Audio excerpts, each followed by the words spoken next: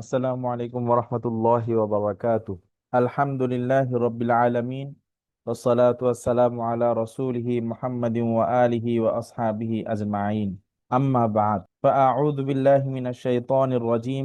বিসমিল্লাহির রহমানির রহিম। ওয়া লাকাদ ইয়াসসারনাল কুরআনা লিয-যিকরি ফাহাল মিন মুদ্দাকির। আল্লাহুল মাওলানাল আযীম।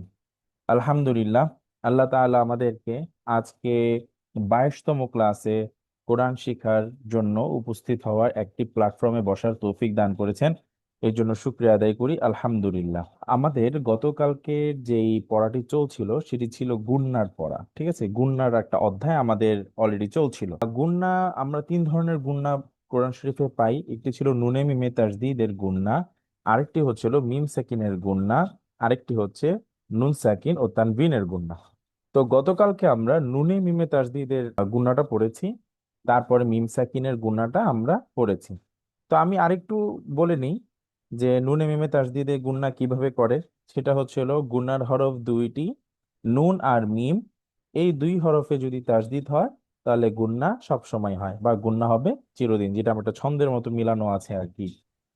আর মিম সাকিনের গুণনাটা হচ্ছে একদমই সহজ। মিম সাকিনের দুইটি অবস্থা, হয় গুণনা হবে, না হয় গুণনা হবে না।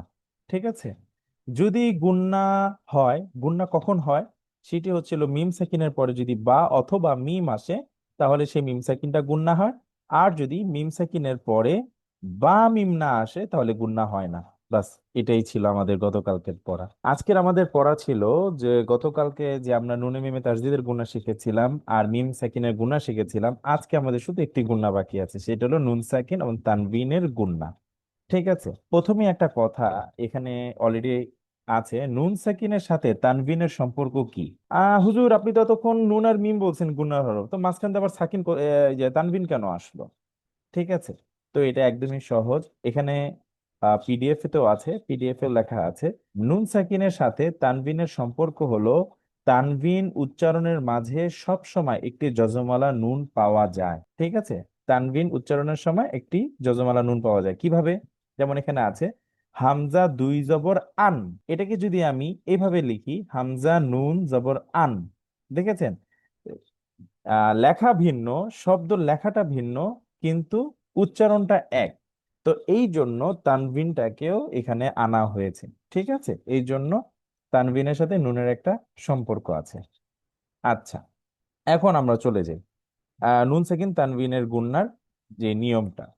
নুন সাকিন ও তানভিনের গুণনা, এটারও যেরকম আমরা মিম সাকিনের গুণনার দুইটা অবস্থা দেখেছি, নুন সাকিনেরও একটা অবস্থা আছে। নুন সাকিন ও গুণনার অবস্থা হচ্ছে তিনটি।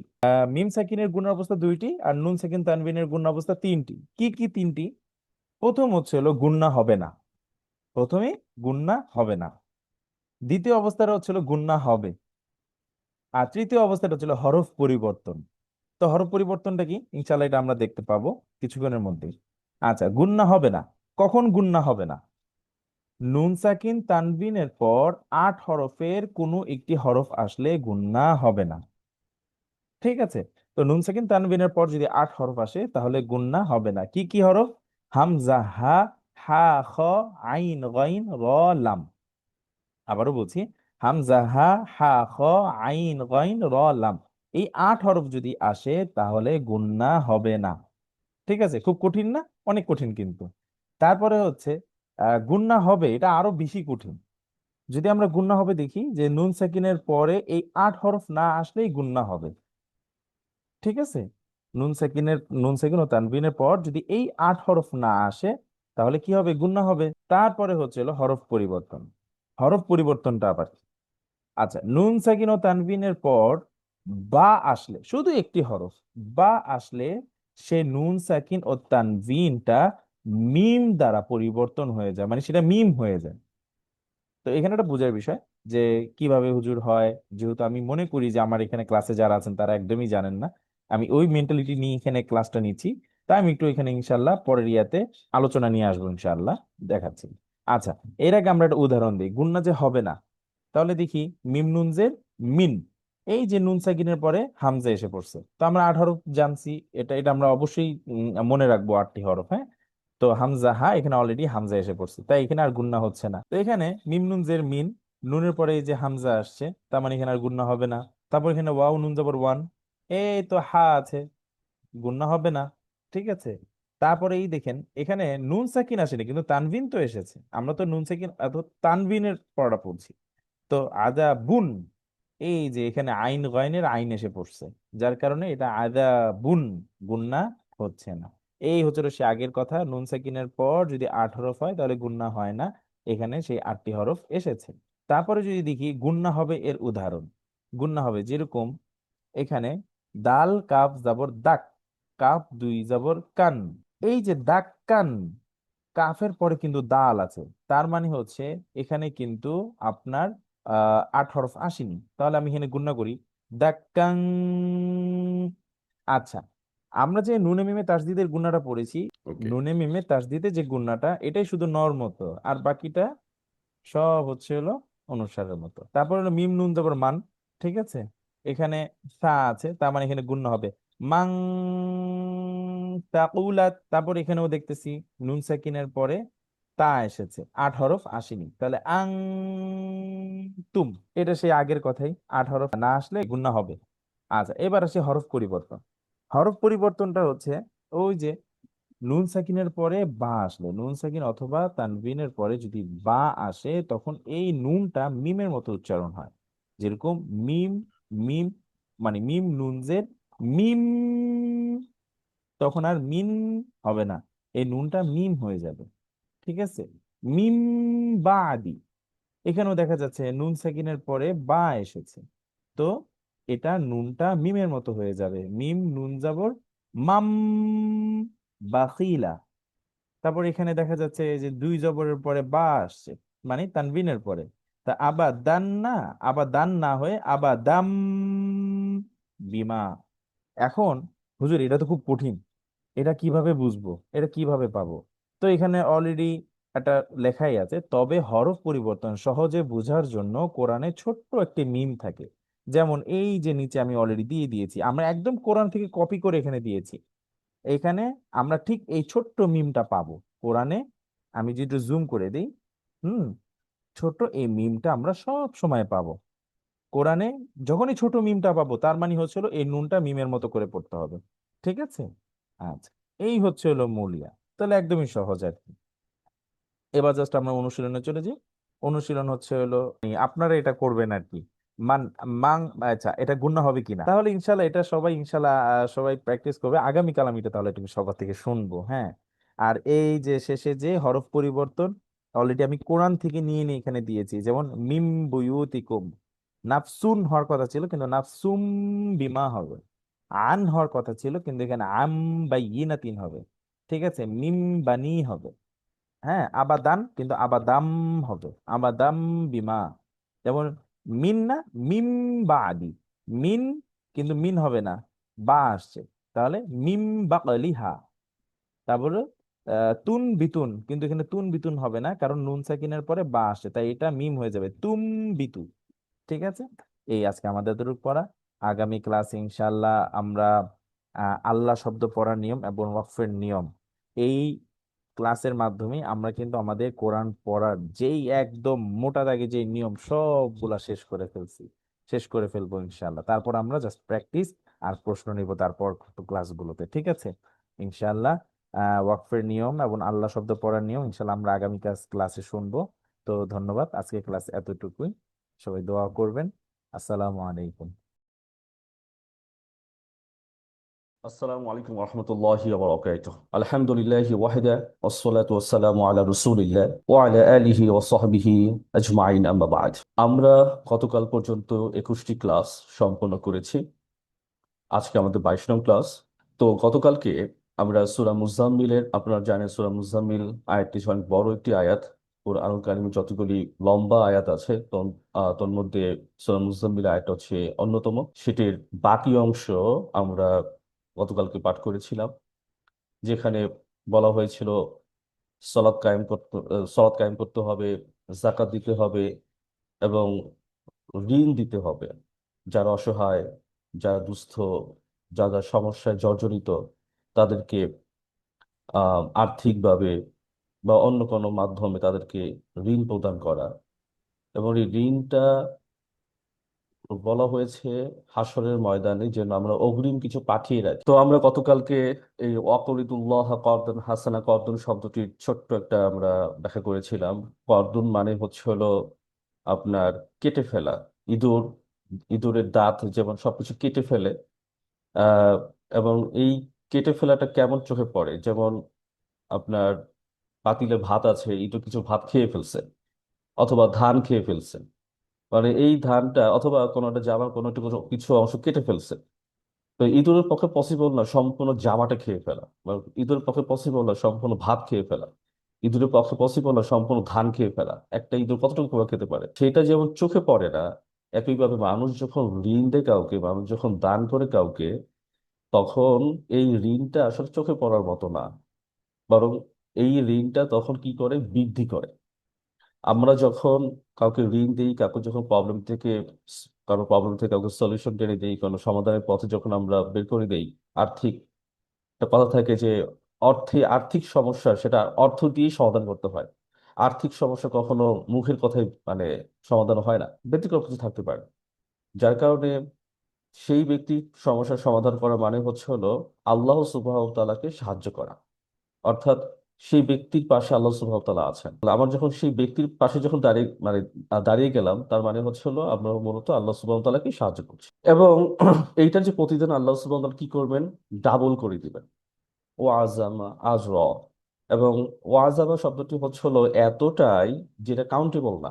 এবং এই জন্য আমার বলছি এটাকে ডাবল, বহুগুণ বহুগুণ বৃদ্ধি করে দিবেন। কারণ আউজিম শব্দটির থেকে সে আজম। তো আউজিম মানে হচ্ছে হলো এমন ভাবে দিবেন যেটা সীমাহীন, মানে এটা কোথায় গিয়ে শেষ হবে, আনকাউন্টেবল নাম্বার।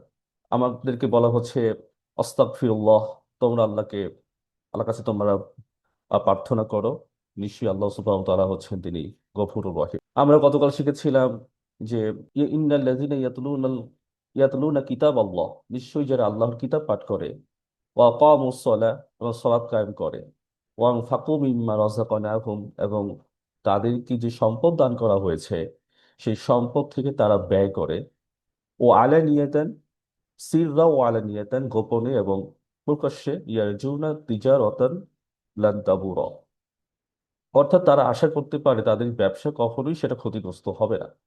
তার মানে হচ্ছে যদি আমরা নিজেদেরকে মুমিন বলে দাবি করে থাকি, আমরা যদি কিতাব অধ্যয়ন করি, আমরা যদি সলাৎ কায়েম করি, আমরা যদি আমাদের যতটুকু সম্পদ আছে সেই সব মানে প্রত্যেকের আয় বুঝে, যে ব্যক্তির ইনকাম মাসে 1 লাখ টাকা, সে যদি দান করে মাসে 100 টাকা, মানে করতেই পারে, কিন্তু তার উচিত আরো বাড়ানো।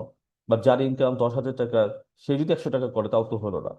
প্রত্যেকের আয় অনুযায়ী সে তার পক্ষ থেকে গোপনে প্রকাশ্যে, নিকটস্থ আত্মীয় স্বজন বা যারা হাত বাড়িয়ে দেয় তাদেরকে দান করা। এবং এই ব্যবসা কখনো কি হবে না, কখনোই সেটা ক্ষতিগ্রস্ত হবে না।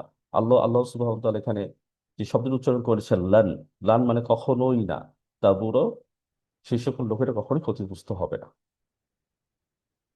তারপর আমরা দেখেছি সূরা ফাতিহা 30 নম্বর আয়াত, লিওয়াফিহিম উজুরহুম, আল্লাহ সুবহানাহু ওয়া তাআলা তাদের এই দানকে পূর্ণ করে দিবেন, ওই ইয়াজিদাহুম মিন ফাদলিহি, এবং তাদের অনুগ্রহকে আল্লাহ সুবহানাহু ওয়া তাআলা কি করবেন, আরো বেশি বাড়িয়ে দিবেন। আল্লাহ সুবহানাহু ওয়া তাআলার পক্ষ থেকে যে অনুগ্রহ ফদল, এটা তখন আল্লাহ সুবহানাহু ওয়া তাআলা আরো বেশি বাড়িয়ে দিবেন। গতকালকে সূরা আনকাবুতের 45 নম্বর আয়াত দেখেছি, উতলু মা উহিয়া ইলাইকা মিনাল কিতাব, আমাদের উপর যে কিতাবটা নাজিল করা হয়েছে সেই কিতাবটা যেন আমরা পাঠ করি, ও আকিমিস সলাহ, এবং যেন আমরা সলাৎ কায়েম করি। এবং এই সলাৎ কি করে থাকে, সকল প্রকার অশ্লীল এবং মন্দ কাজ থেকে বিরত রাখে। এটা কেন রাখে? কারণ সলাৎটা হচ্ছে একটা মেকানিজম, সলাৎটা হচ্ছে একটা দোয়া, একটা ইবাদত, যে ইবাদতের মাধ্যমে আমরা আল্লাহ সুবহানাহু ওয়া তাআলার কাছে আমরা আমরা হচ্ছে প্রার্থনা করি, তার কাছে আমরা ইস্তিগফার চাই। এবং এখানে গুরুত্বপূর্ণ একটি অংশ হচ্ছে আমরা সলাতে আমরা তার নাজিলকৃত যে আয়াত সেগুলো আমরা পাঠ করি, আমরা আয়াত পাঠ করি। তো এই আয়াতগুলো যখন বারবার শুনি তখন আমাদের ভিতরে এগুলো স্পর্শ করে। কিন্তু যদি আমরা অর্থ না বুঝি তখন তো এগুলো স্পর্শ করে না বা স্পর্শ করবে না, এটাই স্বাভাবিক। যার কারণে আমাদের মাঝে অপরাধের প্রবণতা অনেক বেশি, অন্তর পরিবর্তন হয় না। এর অন্যতম কারণ হচ্ছে আমরা কোরআন থেকে মূল যে মেসেজ সেটা নিতে পারি না। তার পিছনে অন্যতম কারণ হচ্ছে আমরা কোরআন পড়ে অর্থ বুঝি না। আল্লাহ বলছেন যে অলি জিক্রুল্লাহি আকবার, এবং আল্লাহ সুবহানাহু ওয়া তাআলার যে স্মরণ, আল্লাহ সুবহানাহু ওয়া তাআলার যে উপদেশ, সেটা হচ্ছে সবচেয়ে বড়। আমরা জানি যে জিকির শব্দটি হচ্ছিল কোরআনের একটি প্রতিশব্দ, কোরআনের একটি সাবস্টিটিউট নেম। সূরা হিজরের 9 নম্বর আয়াত, ইন্না নাহনু নাযালনা যিকর ওয়া ইন্না লাহু লাহাফিজুন, নিশ্চয়ই আমি জিকির অর্থাৎ উপদেশ নাজিল করেছি এবং এটা সংরক্ষণের দায়িত্ব ছিল আমার। তাহলে জিক্রুল্লাহ, আল্লাহর উপদেশ, আল্লাহর স্মরণ, এটা সবচেয়ে বড়।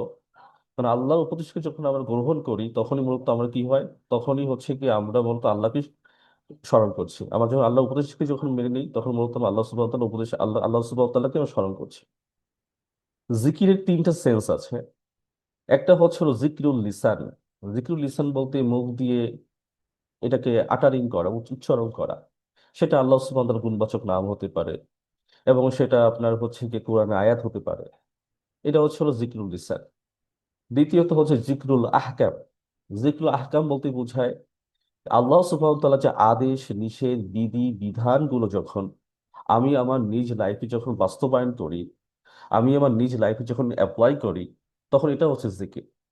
আমি যখন ব্যবসা করছি, সেই ব্যবসায় ওজনে বেশি দিব না। একটা ছোট বাচ্চা কিনতে এসে, বাট আমি ইচ্ছে করে, ও বাচ্চা বুঝে না বিধায় আমি ওকে ঠকাবো না। আল্লাহ দেখছেন। এই যে আল্লাহ দেখছেন, আপনি ব্যাপারটা স্মরণ করলেন, অর্থাৎ আল্লাহ সুবহানাহু ওয়া তাআলার বিধানকে অনুসরণ করার মাধ্যমে মূলত আপনি আল্লাহকে স্মরণ করছেন। আপনি সুদ খাবেন না, ঘুষ খাবেন না, আমরা অবৈধ কোনো সম্পর্কে লিপ্ত হব না। এইসব বিষয়গুলো হচ্ছে আপনি সঙ্গে সঙ্গে আপনি আল্লাহ সুবহানাহু ওয়া তাআলার লকে আপনি অনুসরণ করছেন। আল্লাহ এটা আমার জন্য নিষেধ করেছেন, আল্লাহ আমার জন্য এটা হারাম করেছেন। আপনি ইবাদত করছেন, সেই সকল ইবাদতগুলি করছেন যে আল্লাহ সুবহানাহু ওয়া তাআলা আপনাকে করতে বলেছেন। আপনি তার সন্তুষ্টির জন্য মানে কাজ করছেন। তার প্রতিটা কাজে সেন্ট্রিক অফ ওয়ার্ডস সবগুলি হচ্ছে হলো আল্লাহ সুবহানাহু ওয়া তাআলাকে কেন্দ্র করে। তাই এটা হচ্ছে জিক্রুল আহকাম। এবং তৃতীয়ত হচ্ছে জিক্রুল কলব, অন্তরের জিকির। কলব কোনটা? যে আমাদের যে ইনার সেলফ, সেখানে যা চিন্তা করে, যা ভাবে, সেটা হচ্ছে কলব। এবং এই কলবের জিকির হচ্ছে আপনি চিন্তায় চেতনায় মনে প্রাণে আল্লাহ সুবহানাহু ওয়া তাআলা অনুভব করা, আল্লাহ সুবহানাহু ওয়া তাআলার বিশ্বাসকে আরো বেশি স্ট্রং করা। এটা যখন আপনি কোরআন অধ্যয়ন করেন, পাঠ করেন, তখন এই বিষয়গুলো তত বেশি শক্ত হয়। যার কারণে ইবাদতের পাশাপাশি কোরআন তেলাওয়াতকে, কোরআনকে অধ্যয়ন করাকে আল্লাহ সুবহানাহু ওয়া তাআলা আলাদা করে এটাকে এমফাসাইজড করেছেন, আলাদা করে তিনি এটাকে ফরদিন ঘোষণা করেছেন।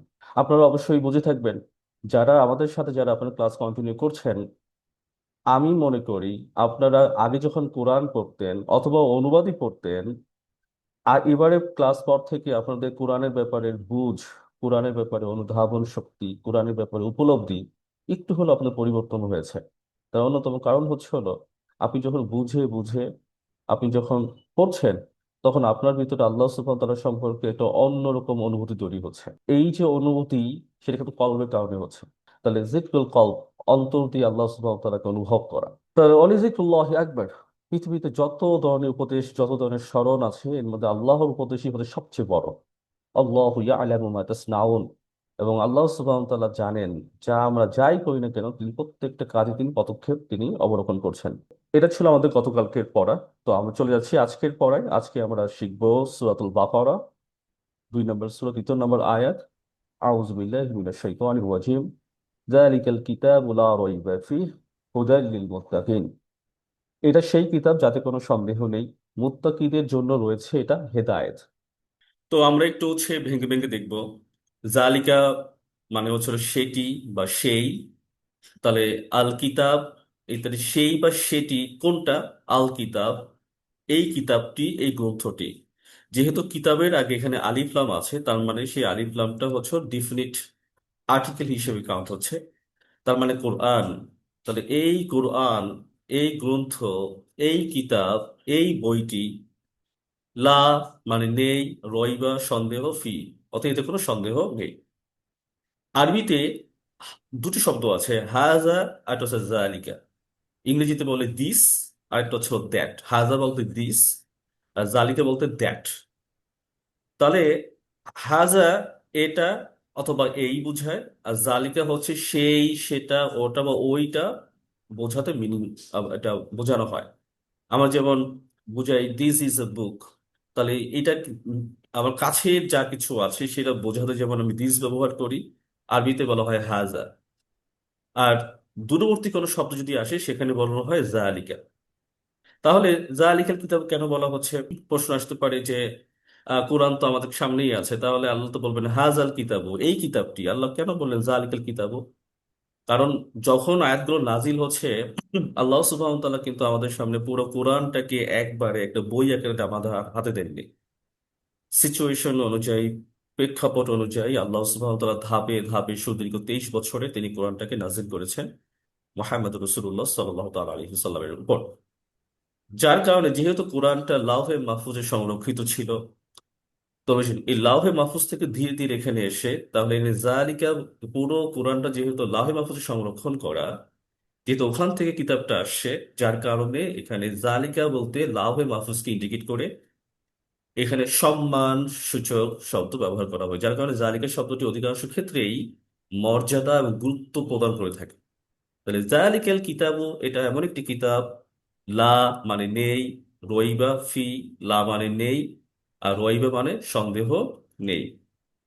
এখন গতকালকে বলেছিলাম, আমরা একদম প্রথম ক্লাসে শিখেছিলাম 3 নম্বর ক্লাসে, যখন আমরা লা ইলাহা ইল্লাল্লাহ যখন শিখি, যে লাটা হচ্ছে লাই নাফি জিন্স। আরবি ভাষায় লায়ের অনেকগুলো প্যাটার্ন আছে। তোর মধ্যে একটা প্যাটার্ন হচ্ছে লাই নাফি জিন্স। এটা মানে হচ্ছে হলো নেগেটিভ নেগেশন বুঝায়। লা শব্দটি আসার পর পরবর্তী যে শব্দটা থাকবে, পরবর্তী যে ওয়ার্ড থাকবে, সেই ওয়ার্ডের শেষ অক্ষর, শেষ লেটার। দেখেন রইবা একটা শব্দ, সেটা শেষ বর্ণ কোনটা? শেষ অক্ষর হচ্ছে বা। সেই বা এর উপর, মানে বা তো না, যে কোনো বর্ণ, তার উপর যদি জবর থাকে তখন সেটা নেগেটিভ নিগেশন দেয়। অর্থাৎ কোনোভাবেই না, নেই বলতে নেই। লা নেই, কোনোভাবেই নেই। রইবা সন্দেহ, কোনো প্রকার সন্দেহ নেই, কোনো সন্দেহ নেই। ফিহি, ফিহি মানে কোনটা? এখানে ফিহি বলতে বোঝানো হয়েছে এই যে কিতাব। অর্থাৎ এই কিতাবের মধ্যে যা কিছু আছে তাতে কোনো প্রকার সন্দেহ নেই। অর্থাৎ কোরআনের আয়াত পড়ে আপনার কোনো প্রকার সন্দেহ কাজ করবে না। এখন প্রশ্ন হতে পারে, রয়বা, যারা আরবি ভাষা সম্পর্কে জানেন, আমাদের এখানে অনেকেই আছেন যারা ক্লাস করছেন, আরবি ভাষা সম্পর্কে জ্ঞান রাখেন, রয়বা শব্দটি কেন এসেছে? আরবিতে আরেকটি শব্দ আছে শাক্কুন, মানে হচ্ছে হলো সন্দেহ করা। আর রয়বা মানে সন্দেহ করা।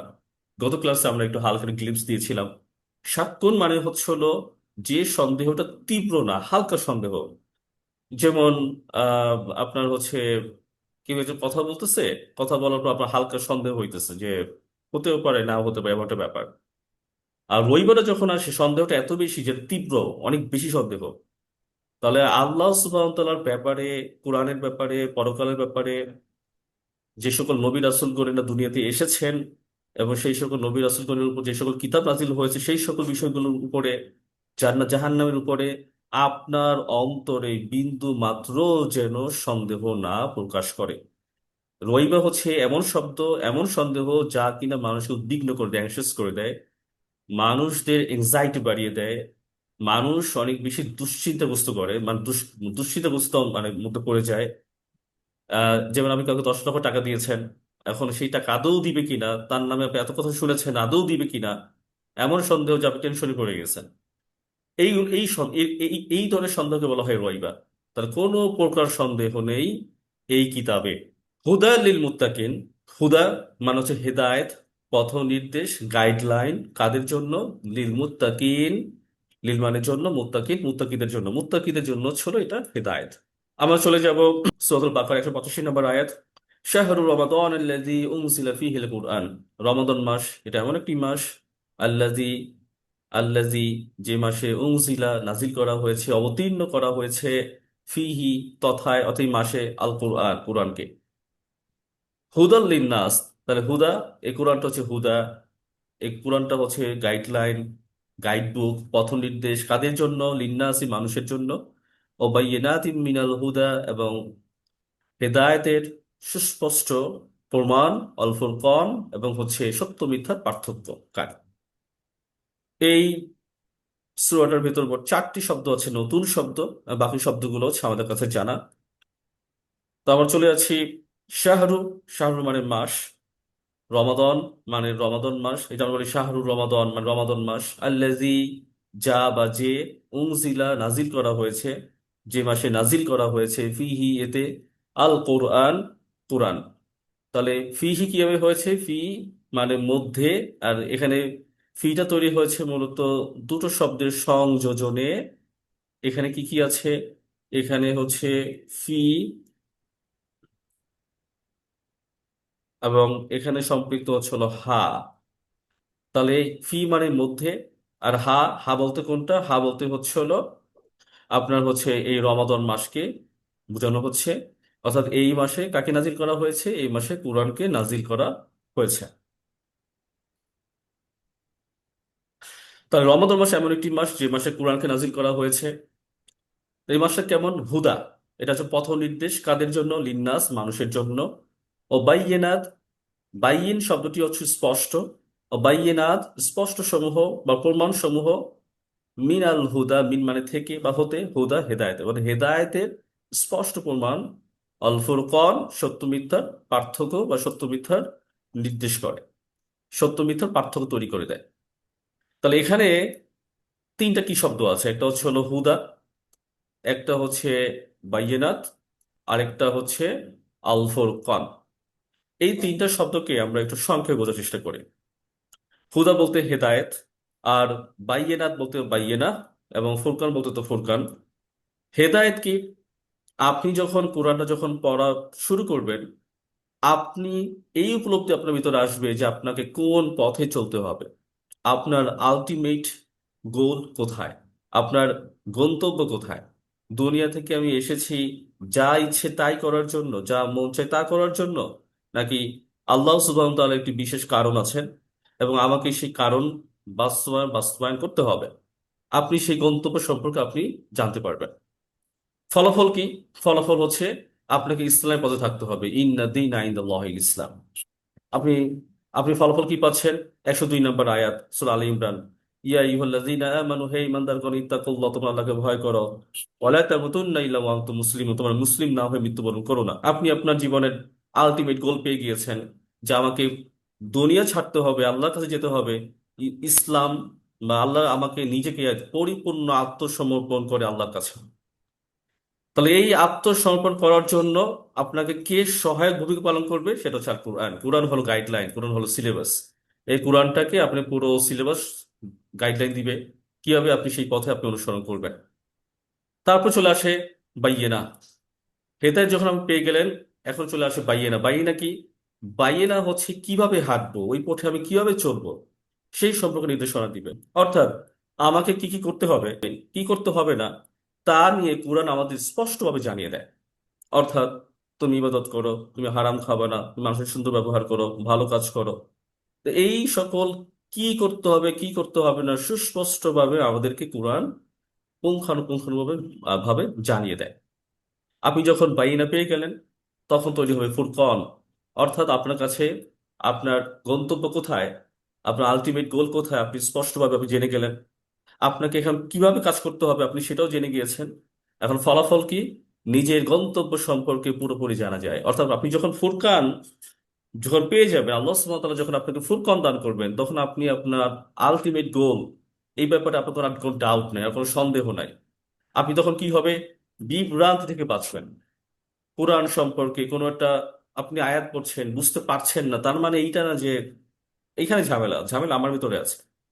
প্রশ্নে ভুল, মানে প্রশ্ন, আমি একটা অঙ্ক সলভ করতে পারছি না, তার মানে এটা না যে অঙ্কে ভুল আছে। আমার ভিতরে ঝামেলা আছে, আমি অঙ্ক করতে পারছি না। তা আপনি আল্লাহ সুবহানাহু ওয়া তাআলার পক্ষ থেকে আপনি যাই আসুক না কেন, আপনি কোনো প্রকার বিভ্রান্তি আপনাকে তৈরি করবে না। চলার পথে শত্রু সম্পর্কে আপনি স্পষ্ট ধারণা পাবেন। আমার শত্রু শয়তান, যে শয়তান আপনার সম্পর্কে খুব ভালো জানেন, এবং যে শয়তান আল্লাহ সম্পর্কে সবচেয়ে ভালো জানেন। একটা মানুষ আল্লাহ সম্পর্কে যতটুকু জানে না, শয়তান আল্লাহ সম্পর্কে কতটুকু ভালো জানেন। তাহলে এই শত্রুর সম্বন্ধে আপনি সুস্পষ্ট আপনি ধারণা পাবেন। কি করতে হবে সেই ব্যাপারে আপনি তখন ধারণা পেয়ে যাবেন। আমার চলে যাচ্ছে পরবর্তী পড়া সূরা জুমার 39 নম্বর সূরা 23 নম্বর আয়াত। আল্লাহু নাজ্জালা আহসানাল হাদিস, আল্লাহ অবতীর্ণ করেছেন সর্বোত্তম বাণী, সর্বোত্তম হাদিস। কিতাবাম মুতাশাবিহাম মাসানিয়া, এটা এমন একটি কিতাব যা আয়াতসমূহ পরস্পরের সাথে সাদৃশ্যপূর্ণ এবং যেটা বারবার পুনরাবৃত্তি হয়। তাকশাইরু মিনহু জুলুদুল্লাযীনা ইয়াখশাউনা রাব্বাহুম, যখন এই আয়াতগুলো যখন পাঠ করা হয় তখন তাদের শরীরের লোম সেটা তখন আমাদের খাড়া হয়ে যায়, যারা তাদের রবকে ভয় করে। সুম্মা তালিনু জুলুদুহুম ওয়া কুলুবুহুম ইলা যিকরিল্লাহ, তাদের দেহ ও অন্তর নরম হয়ে যায়, কল্ব নরম হয়ে যায় আল্লাহর স্মরণের জন্য। যালিকা হুদাল্লাহি ইয়াহদি বিহি মান ইয়াশা, তিনি এর মাধ্যমে যাকে ইচ্ছে তিনি হেদায়েত দান করেন। ওমাই ইউদলিলিল্লাহু ফামা লাহু মিন হাদ, এবং যাকে ইচ্ছা তিনি পথভ্রষ্ট করেন এবং তার জন্য কোনো পথ প্রদর্শক নেই, যদি কোনো ব্যক্তি পথভ্রষ্ট হয়ে যায়। আমরা এখন একটু ভেঙে ভেঙে যাব। আল্লাহ, আল্লাহ তিনি কি করেছেন? নাজ্জালা, তিনি অবতীর্ণ করেছেন, নাজিল করেছেন। আহসানা, সর্বোত্তম। আল হাদিস মানে বাণী, সর্বোত্তম বাণী তিনি অবতীর্ণ করেছেন। হযরত জাবের রাদিয়াল্লাহু তাআলা থেকে বর্ণনা করা হয়েছে, মুসলিম শরীফের বুখারী শরীফের হাদিস, যে তিনি বলছেন রাসূল সাল্লাল্লাহু আলাইহি ওয়াসাল্লাম তিনি একটা ভাষণ দিলেন, ভাষণের পর তিনি বলেন আম্মা বা'দ, এবং তিনি বললেন যে খায়রুল হাদিস কিতাবুল্লাহ, সর্বোত্তম হাদিস, সর্বোত্তম বাণী হচ্ছে আল্লাহর বাণী। এবং খায়রুল হাদি মুহাম্মাদিন সাল্লাল্লাহু তাআলা আলাইহি ওয়াসাল্লাম, এবং সর্বোত্তম হেদায়েত আমি যে পথে অনুসরণ করছি কোরআনের মাধ্যমে, সেই পথটাই হলো সর্বোত্তম হেদায়েত। তাহলে আল্লাহু নাজ্জালা আহসানাল হাদিস, সর্বোত্তম বাণী। পৃথিবীতে ইসলাম কেন্দ্রিক, দিন কেন্দ্রিক যত বই আছে, সকল বই এক পাশে, কোরআন হচ্ছে এক পাশে। কোরআনের সাথে কোনো কিছুকেই তুলনা করা যাবে না। আমি যে বিষয়ে এক্সপার্ট হই না কেন, যে বিষয়ে আমার ভালো লাগে কাজ করুক না কেন, আমার যদি সায়েন্স ভালো লাগে, সায়েন্স দিয়ে কোরআনকে মাপা যাবে না। আমি যদি হিস্ট্রি সম্পর্কে ভালো জানি, হিস্ট্রিতে কোরআন সম্পর্কে কোরআনকে মাপা যাবে না। আমার যদি হাদিস বিষয়, এই যে বুখারী, মুসলিম, তিরমিজি, নাসাই, ইবনে মাজাহ, এই সকল হাদিস বিষয় যদি আমার ভালো লাগা কাজ করে থাকে, হাদিস দিয়ে কোরআনকে মাপা যাবে না। বরং কোরআন হচ্ছে আপনার মানদণ্ড। কোরআনের মানদণ্ডে বাকিগুলো গ্রহণযোগ্য হবে কি হবে না সেটা, ওগুলো বাতিল হয়ে যাবে। কোরআনকে কোনোভাবেই ওগুলো দিয়ে মাপা যাবে না। আল্লাহ, আপনারা আবার এটাকে আবার মিসগাইডেড হবেন না এখানে। হাদিসের ব্যাপারে তারা হচ্ছে গিয়ে উদাসীন কিনা, মোটেই না। আমি ব্যক্তিগতভাবে হচ্ছে গিয়ে আমি হাদিসের উপর আমার আলহামদুলিল্লাহ মোটামুটি বিশদ পড়াশোনা আছে। এই ব্যাপারে আমার আমার ব্যক্তিগতভাবে ভালো লাগাও কাজ করে। কিন্তু কোরআনের সামনে কোনো কিছু টিকবে না। কোরআন কোরআন কোরআন, কোরআনের সামনে কোনো বক্তব্য টিকবে না। কোরআন এবং রাসূল সাল্লাল্লাহু আলাইহি ওয়াসাল্লাম তিনি এমন কোনো বক্তব্য দিবেন না যেটা কোরআনের আয়াতকে ভায়োলেট করে। আর তখনই আমরা বলি জাল হাদিস, আই হাদিসের ঝামেলা আছে, দুর্বলতা আছে, কারণ কোরআন আয়াতকে ভায়োলেট করে। তাই আমাদের সামনে যখন কোনো ব্যাপারে যখন মতানৈক্য তৈরি হয়, মতবিরোধ তৈরি হয়, তখন কি করতে হবে? তখন হচ্ছে হলো আল্লাহর কিতাব দিয়ে, এই বাণী দিয়ে আমাদেরকে সলিউশন টানতে হবে। আপনারা সূরা নিসার 59 নম্বর আয়াত আছে, যেখানে বলা হচ্ছে যে ফাইন তানাজাতুম ফি শাইইন ফারদ্দুহু ইলাল্লাহি ওয়া রাসূল, যখনই তোমাদের মাঝে কোনো বিষয়ে মত পার্থক্য, মতানৈক্য দেখা যায়, তখন তোমরা আল্লাহ তার রাসূলের দিকে ফিরিয়ে নাও। অর্থাৎ এখন আল্লাহ কোনটা? আল্লাহ হচ্ছে কিতাবুল্লাহ, আল্লাহর কিতাব। এখন রাসূলুল্লাহ কেন? কারণ রাসূল সাল্লাল্লাহু আলাইহি সাল্লাম সেই কোরআনের আয়াতটাকে তিনি নিজের জীবনে তিনি অ্যাপ্লিকেশন করেছেন, নিজের লাইফে তিনি অ্যাপ্লাই করেছেন। এ কারণে আপনি যখন কোনো একটা প্রবলেম পাবেন, সেই প্রবলেমের প্রথমত দ্বারস্থ হইতে হবে আপনার কার কাছে? আল্লাহর কাছে, অর্থাৎ কিতাবুল্লাহর কাছে। তো আল্লাহু নাজ্জালা আহসানাল হাদিস, আল্লাহ সুবহানাহু ওয়া তাআলা অবতীর্ণ করেছেন আহসানা, সর্বোত্তম। সর্বোত্তম কি? আল হাদিস, বাণী, অর্থাৎ কোরআনের যে বক্তব্য সেটা হচ্ছে আহসানাল হাদিস। কিতাবাম মুতাশাবিহা, এটা এমন একটা কিতাব, মুতাশাবিহা, মুতাশাবিহা মানে সাদৃশ্যপূর্ণ। সাদৃশ্যপূর্ণ বলতে বোঝায় কোরআনের সকল মিনিং গুলো স্পষ্ট। কিন্তু এই কোরআনে কিছু কিছু আপনি আয়াত পাবেন, যে আয়াতগুলোর মিনিং আপনি এক সেন্স আপনি আপনি আসবেন না, এখানে আপনি ডাবল সেন্স আপনি পাবেন এখানে। এই আয়াতেরই এইটার মিনিং এটা হতে পারে, এটা হতে পারে, এটা হতে পারে, এরকম আপনার মিনিং আসবে। যে মিনিং গুলো আপনার হচ্ছে জ্ঞানীদের জন্য নিদর্শন। জ্ঞানীরা এই আয়াতগুলো যখন তারা পাঠ করে, অধ্যয়ন করে, তখন তারা চিন্তা শক্তিকে উর্বর করে।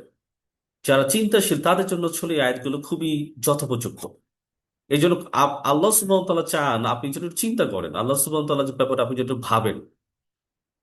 এই ভাবনার জন্য, এই চিন্তার শক্তিকে উর্বর করার জন্য কিছু কিছু আয়াত আছে মুতাশাবিহা, সাদৃশ্যপূর্ণ, যে আয়াতগুলো হচ্ছে গিয়ে আপনার ডাবল মিনিং আসবে, ডাবল সেন্স তৈরি করবে, মাসানিয়া, এবং যেটা বারবার আপনার হচ্ছে পুনরাবৃত্তি হয়। তাহলে এই কোরআনের ভিতরে যে আয়াতগুলো আছে যেটা মুতাশাবিহা, এবং যে এই কোরআনটা আমরা কি করি, বারবার তিলাওয়াত করি, বারবার চর্চা করি, তাহলে এই কোরআনের আলোচনা শোনা মানে, কোরআন পড়া মানে এটা না আমি জানি আগে থেকে, বুঝি এটা থেকে, আবার পড়ার কি আছে। কারণ আপনি যতবার পড়বেন, যতবার বুঝবেন, ততবারই আপনি কোরআন থেকে, কোরআনের জ্ঞান আপনি আলোকিত হবেন। কোরআনের বিউটি, সৌন্দর্য আপনার শরীরকে স্পর্শ করবে, মনকে স্পর্শ করবে। তাকে শাইর কেঁপে ওঠে মিনহু, তা থেকে, জুলুদ, চামড়া, জলদুন মানে বা জলদা মানে চামড়া, আর জুলুদ মানে চামড়া সমূহ। আল্লাযীনা, যারা, ইয়াখশাউনা, ভয় করে, রব্বাহুম, তাদের রবকে, তাদের প্রতিপালককে যারা ভয় করে। সুম্মা মানে তারপর বা অতঃপর, তালিনু, নরম হয়ে যায়, জুলুদুহুম, তাদের চামড়া, ও কুলুবুহুম, তাদের হৃদয়, ইলা যিকরিল্লাহ, আল্লাহর স্মরণে। অর্থাৎ আমরা যখন আহ যখন কোনো একটা আয়াত বা জান্নাত বা জাহান্নাম, আল্লাহ সুবহানাহু ওয়া তাআলার সৃষ্টিকরণের ব্যাপারে যখন আপনি চিন্তা করছেন, হঠাৎ করে আপনার হাত পা একটু শিহরিত হয়ে গেল, তখন চামড়ার আপনার লোমগুলো কিন্তু একটু উঁচু হয়ে যায়, তখন অন্তর নরম হয়ে যায়। এটা কেন? আল্লাহর স্মরণে।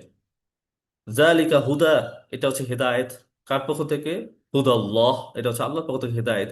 ইয়াহাদি, তিনি পথ দেখান, বিহি, এটার মাধ্যমে, মাইয়াশা, যাকে ইচ্ছা, মানে যে বা যাকে, ইয়াশা, ইয়াশা মানে হচ্ছে তিনি যা চান, তিনি যাকে চান তাকে তিনি হেদায়েতের দিকে তিনি ধাবিত করেন। অমাই ইউদলিল, আর যে ইউদলিল, পথভ্রষ্ট করেন, কে পথভ্রষ্ট করেন? আল্লাহ।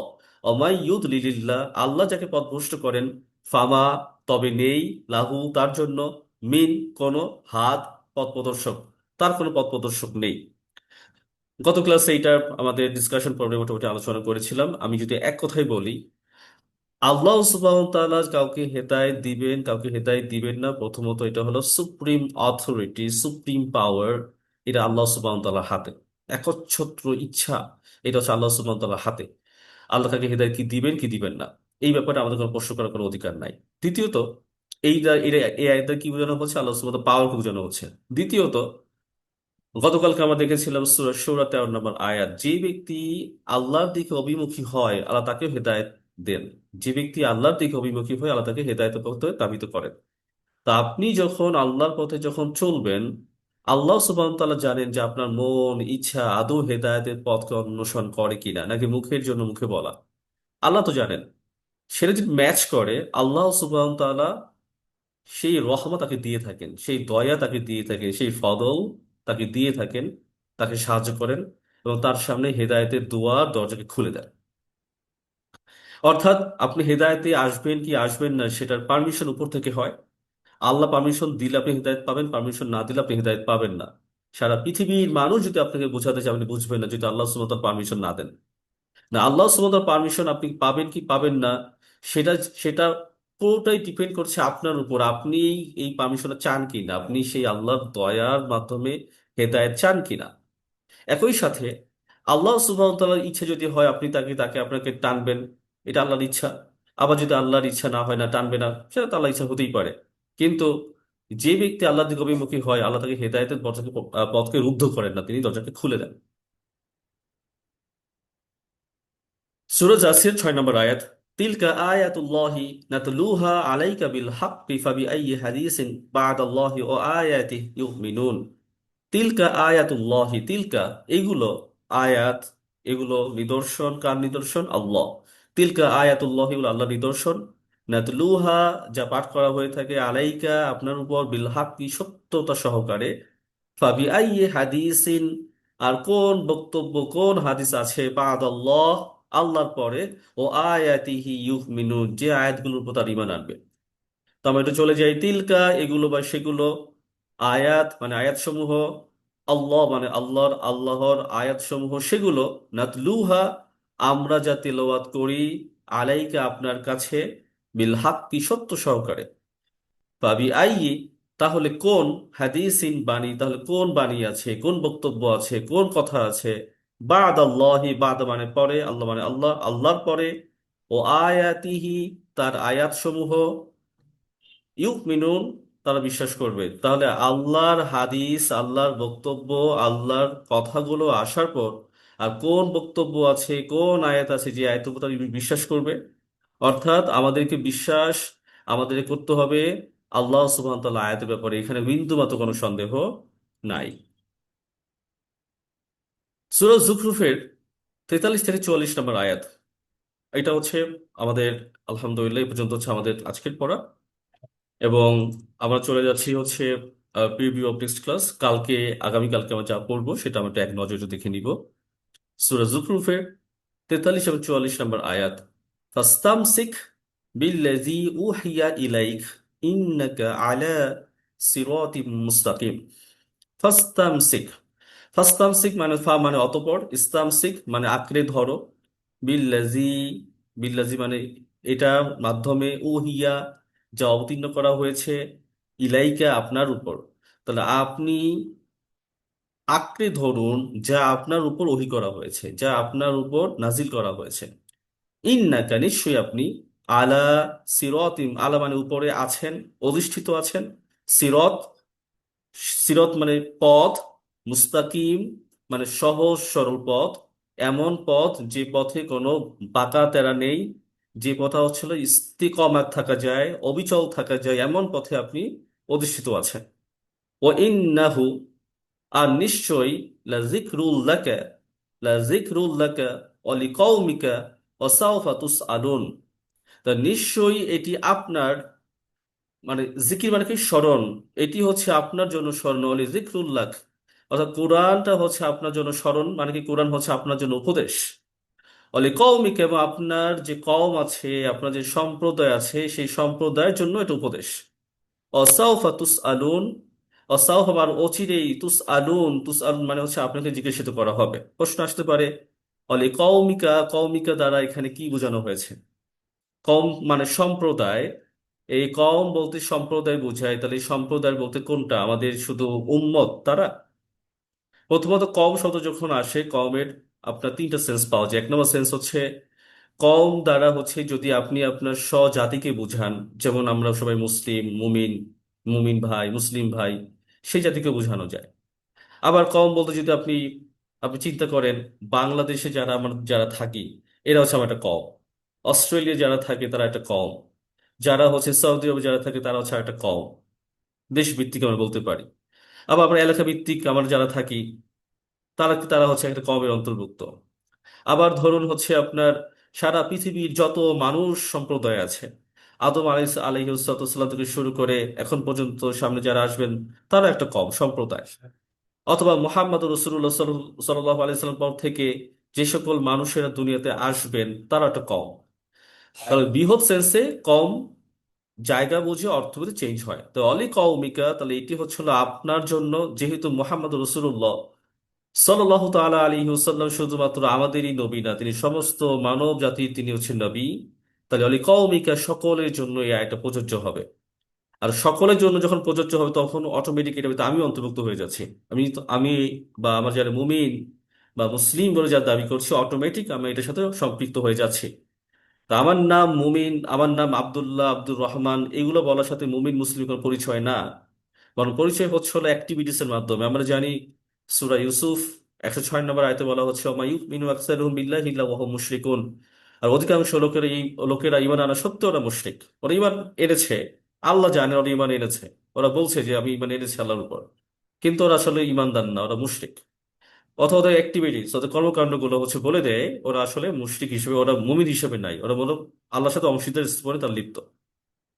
একইভাবে যে নাম আব্দুল্লাহ, আব্দুর রহমান আছে বিদায় যে আমি আমি হকের উপরে আছি, আমি দ্বীনের উপরে আছি, আমি শিরকের উপরে নেই, এই কথা বলার সুযোগ নাই, বরং অ্যাক্টিভিটিস কর্মকাণ্ড বলে দিবে সেটা হচ্ছে আমি হকের উপর আছি কিনা, আমি আহ ইমানের উপর আমি আছি কিনা।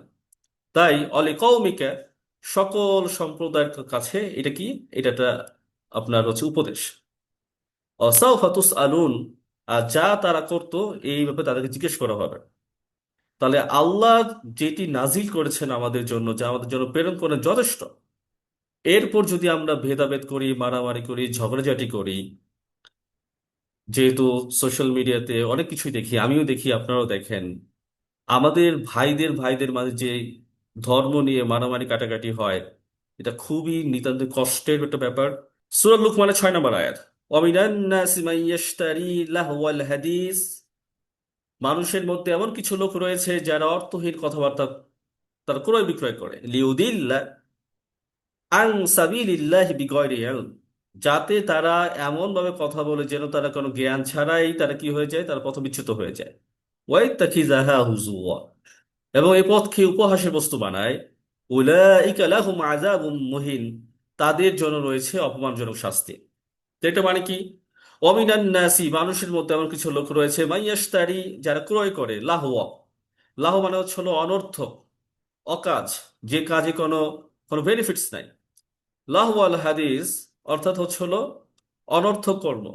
আমার বাচ্চা কাগজ ছিঁড়ে ছিঁড়ে ছিঁড়ে ছিঁড়ে ও হচ্ছে ঘর নোংরা করে ফেলে, তোকে আমি বলছি তুমি কি করছো, আমি কাজ করছি, মানে ও কাজ করছে, এটাও একটা কাজ। আবার আমরা এখানে বসে কথা বলছি, এটাও কিন্তু একটা কাজ। তাহলে এই দুই কাজ কি এক? তাহলে ওর কাছে এটা কাজ, কিন্তু এটা আর কোনো কাজই না। আমাদের ভিতরে এমন অনেক লোক রয়েছেন যারা কাজ করেন, যে কাজে কোনো মিনিং নাই, যে কাজে কোনো আলটিমেট কোনো গোল নেই, যে কেন করছো নিজেও জানে না। তো অমিনান নাসি, মানুষের মধ্যে এমন কিছু লোক রয়েছে, মাইয়াশতারি, মাইয়াশতারি, যারা ক্রয় করে, লাহুয়া, অনর্থক কথাবার্তা, আল হাদিস, অনর্থক কথাবার্তা, অনর্থক ক্রয়, অনর্থক কথাবার্তাকে তারা কি করে, তারা হচ্ছিল ক্রয় করে নেয়। লিউদিল্লা, লিউদিল্লা, যাতে করে তারা কি হয়ে যায়, পথভ্রষ্ট হয়ে যায়, আং সাবিলিল্লাহ, আল্লাহর পথ থেকে, বিগয়রি ইলম, কোনো জ্ঞান ছাড়াই। তাহলে এখানে হাদিস একটা বোঝার ব্যাপার আছে। আল্লাহ সুবহান বলতে পারতেন কালাম, আল্লাহ বলতে পারতেন হচ্ছে কি আপনার কল, কিন্তু এখানে না বলতে তিনি হাদিস কেন বলেছেন? হাদিস একই সাথে, যেমন হাদিস বলতে মিনিং কি কি দেয়, এটা হচ্ছে মিনিং দেয় হচ্ছে বাণী, বক্তব্য, ধারণা। একই সাথে হয়ে যায় সেটা হচ্ছে আইডিওলজি, মানুষের চিন্তা চেতনা, আইডিওলজিও মানুষের এইগুলো হাদিসে অন্তর্ভুক্ত। তো আমরা আমাদের চিন্তায় এমন ভাবনা রাখছি, এমন আপনার হচ্ছে আহ আহ, বিশ্বাসগুলোকে আমার অন্তরে ধারণ করছি, যে কাজগুলো আপনার বিশ্বাসের কারণে আপনার মাধ্যমে এমন কোনো অ্যাক্টিভিটিস, এমন কোনো কার্যক্রম দেখা যাচ্ছে যেগুলোর সাথে ইসলাম কোনো সম্পর্ক নাই। যেমন দেখবেন বাংলাদেশে অনেক গ্রুপ আছে, অনেক দল আছে, এবং সেই গ্রুপগুলো কিন্তু বিভিন্ন বিভিন্ন বিদআতের সাথে সম্পৃক্ত। অনেক ধরনের বিদআত আছে, তারা এগুলোর সাথে তারা সম্পৃক্ত, এবং তারা এগুলোকে খুব ভালো কাজ মনে করে। যেগুলোর সাথে কোনো না সম্পর্ক আছে কোরআনের, না সম্পর্ক আছে সুন্নার, রাসূল সাল্লাল্লাহু আলাইহি ওয়াসাল্লামের কোনো জীবন লাইফ স্টাইলের কোনো সম্পর্ক আছে, বা তারা করে যাচ্ছে কেন, তারা এটাকে ভালো মনে করতেছে এটাকে। তো এগুলোর সাথে কোনো সম্পর্ক নাই। মানে এগুলোর মাধ্যমে কি হয়, তারা এগুলোকে এতটা বেশি গুরুত্ব দেয়, তখন মৌলিক যে কাজগুলো সেগুলো তখন ভাটা পড়ে, সেগুলো তখন হচ্ছে গিয়ে আপনার আটকে যায়, লক হয়ে যায়। একটা সময় গিয়ে সে তখন আল্লাহ সুবহানাহু ওয়া তাআলা যে হেদায়েত পথ, সেই পথ থেকে সে আস্তে করে সে বের হয়ে যায়। যে লিউদিল্লাহ আন সাবিলিল্লাহি বিগয়রি ইলম, যাতে করে সে আল্লাহর পথ থেকে যেন সে বিচ্যুত হয়ে যায়। যেমন একটি হাদিস রয়েছে, তিরমিজির হাদিস, মানুষ তার কর্ম, তার কথা, তার চালচলনের মাধ্যমে এমন কাজ করে ফেলে, তার ইমানটা এমন ভাবে চলে যায় যেন জবের ভেতর থেকে যদি কোনো চুল পড়ে, সেই চুল থেকে জব যেভাবে আলাদা করে টের পাওয়া যায় না, ঠিক একইভাবে তার অন্তর থেকে ইমানটা যে কখন চলে গেছে সে নিজে কখন টেরও পায় না। সাহাল ইবনু সাদ রাদিয়াল্লাহু তাআলা থেকে বর্ণনা করা হয়েছে, বুখারীর হাদিস, রাসূল সাল্লাল্লাহু আলাইহি সাল্লাম তিনি বলছেন যে মানুষ আল্লাহর ব্যাপারে কথা বলে, আল্লাহর ব্যাপারে ধারণা করে, এমন সুন্দর সুন্দর ধারণা করে, যে ধারণা করে আল্লাহ সুবহানাহু ওয়া তাআলা আরশ কেঁপে ওঠে। এবং আল্লাহ তখন ফেরেশতাদেরকে বলেন যে তোমরা হচ্ছে তা লিখে রাখো, এই ব্যক্তির পুরস্কার আমি নিজ হাতে দিব। আবার বান্দা আল্লাহর ব্যাপারে এমন বক্তব্য দেয়, এমন কথা বলে, আল্লাহ আরশ কেঁপে ওঠে, দুটা ক্ষেত্রে আল্লাহ আরশ কেঁপে উঠছে। আল্লাহ তাকে, মানে সে তখন ঈমান পথে আর থাকে না, আল্লাহ তাকে পাকড়াও করে শাস্তি দিবেন। না, আমরা যখন কথা বলছি আল্লাহর ব্যাপারে, আমি আল্লাহর ব্যাপারে আমি কিভাবে ধারণা করব, কেমন করে কথা বলবো, সেই ব্যাপারেও জ্ঞান পাবেন আপনি কোরআন থেকে। আমরা দেখতে পাই, আমরা যখন আল্লাহর ব্যাপারে কথা বলি তখন মাঝে মাঝে আল্লাহর ব্যাপারে তুই তুকারি চলে আসে। দোয়ার ক্ষেত্রে আমার আল্লাহ আপনি দে, আপনি তুমি দেও, আপনি দে, তুই দে, তুই দে, এই যে অশিষ্টাচারপূর্ণ যে কথাবার্তা। ইভেন রাসূলের নাম যখন উচ্চারণ করা হয় তখন গর্ব সম্মান একদম মর্যাদা দিয়ে তার তার নাম ডাকা। তো মাঝে রাসূলের সামনে আল্লাহ সুবহানাহু ওয়া তাআলার বেল নেই, আস্তাগফিরুল্লাহ, নাউজুবিল্লাহ। অর্থাৎ আমরা আল্লাহকে কোথায় নিয়ে যাচ্ছি? আর রাসূল কোথায় নিয়ে যাচ্ছে? মানে রাসূলের সামনে আল্লাহ কোনো গুরুত্বই নাই। তাহলে এই যে এই ধরনের মানে চিন্তা চেতনা ভাবনা, এগুলো কি করে আমাদের অন্তরকে প্রভাবিত করে? আল্লাহ সুবহানাহু ওয়া তাআলা সম্পর্কে আমি কিভাবে ভাববো, কিভাবে চিন্তা করব যখন আমরা কোরআন পড়বো, সেই কোরআনে আমরা নবীদের ঘটনাগুলো যখন পড়বো শুনবো, নবীরা আল্লাহ সুবহানাহু ওয়া তাআলা কিভাবে ফিল করতেন, কিভাবে রিয়েক্ট করতেন, সেই রিয়েক্ট গুলো যখন আপনি দেখতে পারবেন, তখন হচ্ছে আল্লাহর ব্যাপারে আপনার ভাবনা পুরোটাই চেঞ্জ হয়ে যাবে। আল্লাহ যে সুপিরিয়র, এই ব্যাপারে ভাবনা আপনার পরিপূর্ণরূপে চেঞ্জ হয়ে যাবে। আল্লাহ কি বলছেন? ওয়াত্তাখিযাহা হুজুওয়া, এবং তারা কি করে এই পথকে তার উপহাসের বস্তু বানায়, এই যে কোরআনের পথ, আল্লাহর পথকে তার উপহাসের বস্তু বানায়। উলাইকা, সেই সমস্ত লোকেরা, লাহুম আযাব মুহিন, তাদের জন্য রয়েছে আযাব মুহিন, অপমানজনক, লাঞ্ছনাজনক। তাদেরকে অপমান করে করে এদেরকে পাকড়াও করা হবে। সূরা লুকমানের 7 নম্বর আয়াতে বলা হচ্ছে, ওয়াইজা তুতলা আলাইহি আয়াতুনা, ওয়াইজা, আর যখন তুতলা পাঠ করা হয়, আলাইহি, আপনার কাছে, আয়াতুনা, আমার নিদর্শন সমূহকে, আমার আয়াতগুলোকে, ওয়াল্লা, আল্লাহ মানে মুখ ফিরিয়ে নেয়, মুস্তাকবির, মানে গর্ব, গর্ব ভরে, অহংকার ভরে, কাআল্লাম, যেন সে নাই, ইয়াসমাহা, শুনে নাই, কাআল্লাম ইয়াসমাহা, যেন তা কিছু শুনে নাই। মানে আল্লাহ সুবহানাহু ওয়া তাআলার বক্তব্যগুলো যখন তার সামনে পাঠ করা হয়, সে এমন ভাব ধরে যেন সে কিছুই শুনে নাই। কাআন্না ফি উযুনাইহি ওয়াকরা, যেন তার কান ভারী হয়ে গিয়েছে। ওয়াকরা মানে বোঝা। মানে এগুলো শুনতে ভালো লাগতেছে না। এই যে আমরা কোন আয়াতগুলো বারবার পাঠ করছি, আয়াত পাঠ করো, আয়াত পাঠ করো, অনেকে ভাবতে পারেন কি একটা অবস্থা, একই আয়াত কানের সামনে ঘ্যাঙ ঘ্যাঙ আলোচনা পাঠ করছে। এই যেই ধরনের চিন্তাগুলো কিন্তু অন্তরকে হলো আপনার হচ্ছে বিচ্ছুত করে দেয়।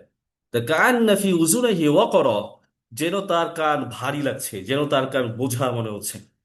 ফাবাশশিরহু বিআযাবিন আলীম, সুতরাং তার জন্য রয়েছে জাহান্নামের ভয় এবং শাস্তি।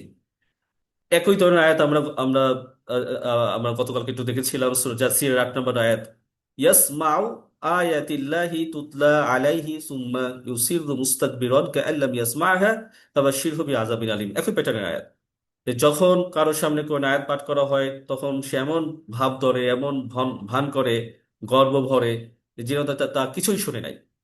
এবং তার জন্য রয়েছে আপনার পানিশমেন্ট, ভয়াবহ পানিশমেন্ট, ভয়াবহ শাস্তি। তাই আমাদের উচিত যখন আমরা কোনো আয়াতগুলো যখন শুনবো, আমাদের চক্ষু, আমাদের অন্তর যেন কেঁপে ওঠে, বিরক্ত লাগছে এই ভাব যেন কখনো যেন না আসে। আমরা কোরআনকে কিভাবে পাঠ করব? কোরআন পাঠ করার একটা ম্যানার আছে, কোরআনকে পাঠ করার একটা আদব আছে, একটা শিষ্টাচার আছে। সেই শিষ্টাচার আল্লাহ সুবহানাহু ওয়া তাআলা আমাদের শিখিয়ে দিচ্ছেন। ফাইজা ক্বারাতাল কুরআনা ফাসতাইজ বিল্লাহি মিনাশ শাইতানির রাজিম। ফাইজা, অতঃপর, ইজা, যখন, ফা মানে অতঃপর, ইজা, যখন, অতঃপর যখন, ক্বারাতা, পাঠ করা হবে, আল কোরআন, কোরআনকে, ফাসতাইজ, তাহলে আপনি কি করুন? আপনি আশ্রয় প্রার্থনা করুন কার কাছে? বিল্লাহি, আল্লাহর কাছে। বি মানে কাছে, আল্লাহ মানে আল্লাহ। আপনি আল্লাহর কাছে কি করুন? প্রার্থনা করুন। ফাস্তাইজ বিল্লাহি, আপনি আল্লাহর কাছে প্রার্থনা করুন। মিন মানে থেকে, কার থেকে? আর শয়তান, শয়তান থেকে। শয়তানের কাছ থেকে আপনি কি করুন? আল্লাহর কাছে আপনি আশ্রয় প্রার্থনা করুন। তাই শয়তানটা কেমন? শয়তান হচ্ছে রজিম, শয়তান হচ্ছে বিতাড়িত, যে যাকে আল্লাহ সুবহানাহু ওয়া তাআলা বিতাড়িত করেছেন, যে কিনা অভিশপ্ত। তো আমরা যখন কোরআন অধ্যয়ন করবো, কোরআন পাঠ করবো, তো আমাদের উচিত সবসময় আল্লাহর কাছে আশ্রয় চাওয়া, আউযু বিল্লাহি মিনাশ শাইতানির রাজিম বলে শুরু করা।